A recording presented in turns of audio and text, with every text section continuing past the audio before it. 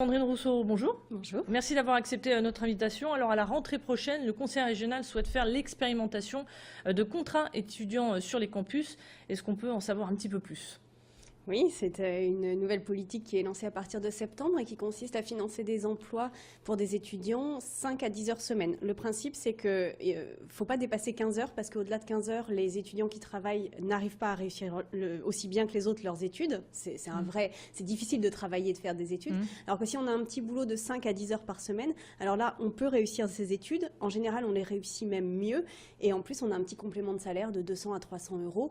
Et donc, c'est à la fois pour favoriser la réussite et pour améliorer les conditions économiques. Alors depuis 2007, les universités peuvent embaucher des étudiants. Pourquoi vous ne le faites que maintenant ? Parce que les collectivités, ça n'est pas leur compétence de faire ça, c'est une compétence des universités et de l'État. Là, nous, on fait ça pour vraiment améliorer la réussite, pour améliorer aussi les conditions de vie sur les campus et puis pour faire en sorte que nos campus soient agréables à vivre. Parce que ça aussi, ça fait des personnes présentes sur les campus. Et quand on arrive en première année, qu'on arrive dans ces grands espaces où on ne connaît pas grand monde, et bien, des fois, c'est un peu impressionnant. Et donc, une partie des emplois sera notamment consacrée à améliorer l'accueil des étudiants. Alors quel poste ces étudiants, à quel poste ils vont pouvoir postuler ? Ça, c'est les universités qui doivent nous remonter leurs besoins, mais globalement, il y a plusieurs possibilités. Une des possibilités, c'est de faire du tutorat, c'est-à-dire qu'un 4e, 5e année, en Master 1, Master 2, puisse aider des étudiants de première année en difficulté. Et donc, ça améliore la situation des étudiants tutorés et des étudiants tuteurs. Ça peut être aussi sur le développement de la vie associative, culturelle sur les campus, pour qu'il y ait plus de vie, pour que ça vive plus le soir, pour que les étudiants s'y sentent mieux. Voilà, ça peut être après sur plein d'autres missions que les universités voudraient nous faire mettre en œuvre.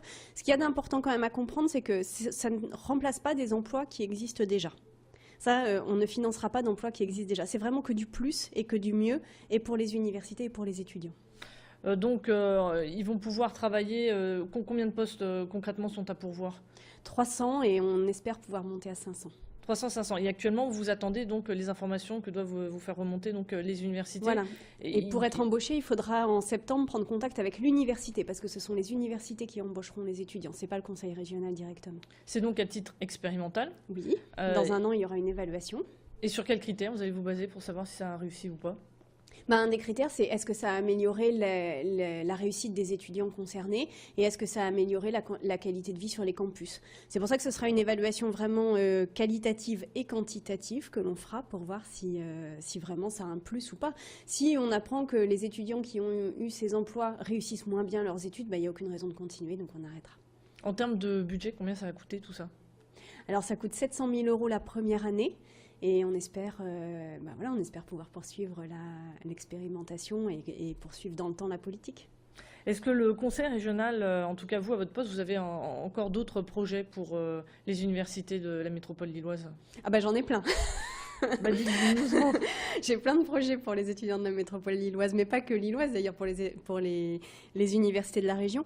Une des choses qu'il va falloir faire en 2013 très fortement, c'est développer les doubles cursus, universités belges, allemandes, anglaises ou hollandaises avec les universités de la métropole. C'est-à-dire qu'on pourrait rentrer par exemple en première année de sciences éco et prendre une option double diplôme avec une université anglaise, ce qui permettrait d'avoir une meilleure insertion professionnelle et puis derrière d'avoir une meilleure pratique de la langue et d'avoir un diplôme européen. Ça c'est pareil, j'en ai pas parlé, mais les études montrent que les petits boulots comme ça de 5 à 10 heures par semaine qui sont faits sur les campus en lien avec les études, eh bien, ce sont aussi des choses qui améliorent l'insertion professionnelle des étudiants qui les ont suivis, plus que des emplois dans la grande distribution ou dans l'hôtellerie-restauration. Pour reparler de ces postes justement sur les campus de la métropole lilloise, enfin sur ce projet-là, qui va décider des étudiants, qui va décider des embauches ? Ce sont les universités. Et directement sur des professeurs, oui. Donc oui, la présidence de l'université, pour voir notamment aussi les situations personnelles des étudiants, pour essayer de prendre ceux qui sont en situation de précarité. C'est-à-dire que dès à présent, on peut commencer déjà à rédiger un CV oui, allez-y. Un CV, lettre de motivation, oui, et rendez-vous en septembre. Merci beaucoup Merci. Sandrine Rousseau. Je rappelle que vous êtes vice-présidente du Conseil régional en charge de l'enseignement supérieur et de la recherche. C'est ainsi que s'achève cette édition spéciale. On se retrouve dans un tout petit instant pour faire un point complet sur votre météo. Restez avec nous branchés sur Grand Lille TV. À tout de suite.